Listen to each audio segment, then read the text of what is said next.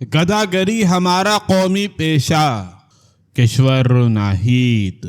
16 April کو جرمنی نے اپنے آخری 3 ایٹمی اثاثوں کو ختم کرنے کا جشن منایا۔ بچے بوڑھے سب شامل تھے کہ یہ ایک مصیبت اور بلا سر سے ٹلی۔ دوسری طرف پاکستان اور انڈیا ہیں کہ اپنے ایٹمی قوت کو اپنے پورے وجود پر اٹھائے دنیا میں پھر رہے ہیں، جبکہ غربت میں ہم ایک دوسرے سے سبقت لے جانے کے لیے کبھی قانون بدلتے ہیں تو کبھی دونوں ممالک ایک دوسرے سے بڑھ کر دشمناگی ظاہر کرنے کے لیے کبھی پانی کے مسئلے پر الجھتے ہیں۔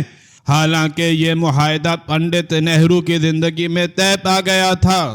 یہ دو ملک صلح کی نیت ہی نہیں رکھتے۔ خاص طور پر مودی جی تو انڈیا کی تاریخ کو اسی طرح مسخ کر رہے ہیں جیسے انگریز کلرکوں والا نصاب ہمارے تعلیمی اداروں میں نافذ کر گئے، جس کو بدلنے کی کوشش بھی کی تو تاریخ جغرافیہ چھوڑ کر موسمیاتی تبدیلیوں کے مطابق شہری اور دیہی زندگی اور زمین کی رویدگی دیکھ کر فصلوں کو زیادہ طاقتور بنانے اور فی ایکڑ پیداوار بڑھانے سے متعلق اتنی بنیادی تبدیلی کری کہ ہماری گندم اور چینی کی پیداوار میں آج سے 50 برس کی طرح خود کفیل ہو جائیں۔ ہمارے بہت سے نوجوان زراعت کے شعبے میں نت نئی معلومات لے کر واپس وطن آئے ہیں۔ ان نوجوانوں کو اپنے وطن میں کچھ نیا کرنے کے لیے ماحول فراہم کریں اور ہم کبھی روس اور کبھی سعودیوں سے مانگتے تانگتے کے سرمائے پہ اپنے وطن کو مزید ذلیل و خوار نہ کریں۔ ساتھ ہی ساتھ یہ مفت آٹا تو کبھی مفت لیپ ٹاپ کی لت مت لگائیں۔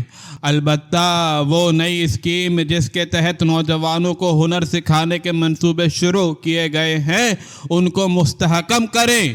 3 سے 6 ماہ کی تربیت کے بعد ان کو آن جاب ٹریننگ مع تنخواہ کے منصوبے بنائیں۔ اچھے ہنرمندوں کو فیکٹریوں میں ملازم کروائیں، مگر کب اور کیسے کہ روز حکومت آ رہی ہے جا رہی ہے کہ نعروں کی جگہ عدلیہ خود کو بھی بچائے اور سیاست کو کسی پٹری پر چلنے تو دیں۔ یہ لکھتے ہوئے مجھے علامہ اقبال کیوں یاد آئے؟ سبب یہ کہ گزشتہ 2 مہینوں میں ایران اور سعودیہ کی 8 سالہ رنجش کے خاتمے اور دوسرے مسلمان ممالک کے درمیان مفاہمت کے رستے کھلنے اور تجارتی روابط کو مستحکم کرنے کے لیے ایک دوسرے کی قدرتی دولت کو عوامی طاقت میں بدلنے کے منصوبے اور شراکت داری قائم ہو تو کل کلاں پاکستان کا غربت میں سب سے کمزور ممالک میں شمار نہ ہو۔ میرا چھوٹا بیٹا امریکہ سے پاکستان عید منانے کے لیے آیا ہے۔ روز جب شام کو سڑک پر نکلتا ہے تو سامنے ہر موڑ اور چوراہے پر کھوے سے کھوا چھلتے فقیروں، عورتوں اور بچوں کو دیکھ کر افسردہ ہو کر پوچھتا ہے، اماں ہمارے بچپن میں تو ایک آدھ فقیر ہوتا تھا، عورتیں اور بچے تو نہیں بس بڑے بوڑھے سڑکوں کے کنارے بیٹھے نظر آتے تھے، وہ بھی ہر گاڑی کے ساتھ دوڑ کے لٹک نہیں جاتے تھے، یہ کہاں سے لوگ آئے ہیں؟ دوسری طرف مٹھائی والے سے پوچھا کہ تم لوگ روز کے کتنے سموسے اور پکوڑے بناتے ہو؟ جواب تھا 2000 سموسے اور 5 کلو پکوڑے کم از کم روز بنتے ہیں۔ جلیبیاں اور پھینیاں تو سحری کے وقت بھی پراٹھوں، نہاری اور لسی کے ساتھ بہت اچھی سیل ہوتی ہے۔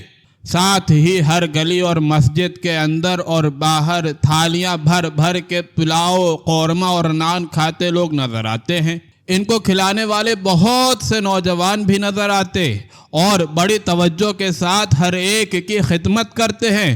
پھر بھی ٹی وی پر دیہات اور ہر بازار میں لوگ شکایت کرتے دکھائی دیتے ہیں۔ اس کا یہ مطلب بھی نکلتا ہے کہ ہمیں مانگتے رہنے کی عادت پڑ گئی ہے۔ یہ بھی وہی کھلا تضاد ہے کہ جو سفید پوش ہیں وہ روکھی سوکھی کو خدا کی دین کہہ کر پانی پی کر سو جاتے ہیں، جیسے حکومتوں کو مانگنے اور منع کرنے کے باوجود روز افطار پارٹیاں دیکھ کر کبھی اپنے آپ سے شرمندگی ہوتی ہے۔ اب تو چین اور سعودی عرب تک ہمیں طعنے دیتے ہیں کہ ہم امدادی رقوم آپ کے ہاتھ میں نہیں دیں گے بلکہ خود لوگوں کو گھر بنا کر پل اور سڑکیں بنا کر دیں گے۔ مذہبی مزاروں پر کچھ لوگ چادریں خرید کر چڑھا کر اپنی مراد حاصل کرنے کی دعا کرتے ہیں، انہی چند لمحوں میں وہ چادر پھر بازار میں فروخت کرنے کے لیے رکھ دی جاتی ہے۔ نئے خریدار بھی بہت ہوتے ہیں، کیا نہ بیچو گے جو مل جائے صنم پتھر کے۔ جب مودی جی نے سرکار اجاڑنے کے لیے سنبھالی تو ہر طرف گاؤ ماتا کہتے ہوئے جتھے مسلمانوں کے باورچی خانوں تک میں جھانکتے رہے کہ کہیں گائے کے گوشت کی بوٹی تو نہیں۔ ساتھ ہی فلمی اداکار اکشے کمار نے کہنا شروع کیا کہ میں تو روز گائے کا پیشاب پیتا ہوں۔ اتنے سالوں کے کھیل کے بعد اب خود انڈیا کے ڈاکٹروں نے کہنا شروع کیا ہے کہ گائے کے پیشاب کو پینا بالکل غیر صحت مندانہ رویہ ہے۔ ہم تو خاص کر پاکستانیوں نے پیری فقیری کو دھندا بنایا ہوا ہے۔ ایک تو ہر وزیر اعظم نے اپنی پسند کا فقیر رکھا ہوا تھا، عورتوں نے ہوش مندی سیکھی تو آگاہ ہوئیں کہ یہ کام صرف مردوں کے کرنے کا نہیں، عورتیں بھی ان سے بہتر کر سکتی ہیں۔ تبھی تو میرے ساتھ شادی کرو گے تو وزیر اعظم بنو گے، ایسا دل کو بھایا کہ اب تک یہ مجبوری ہے یا محبت۔ کسی عالم کی نگاہ میں عدت کے دوران شادی اور دوبارہ 2 ماہ بعد نکاح کے بارے میں نہ اشرفی صاحب بول رہے ہیں اور نہ مولانا آزاد کے پوتے رؤیت ہلال کے علاوہ کوئی اور بات چھیڑتے ہیں۔ جبکہ ایک ڈرامے میں سمینہ پیرزادہ اور ان کے شوہر نے کام کرتے ہوئے طلاق کا کہا تو مولویوں نے ان دونوں پر دوبارہ نکاح کرنا واجب ٹھہرایا۔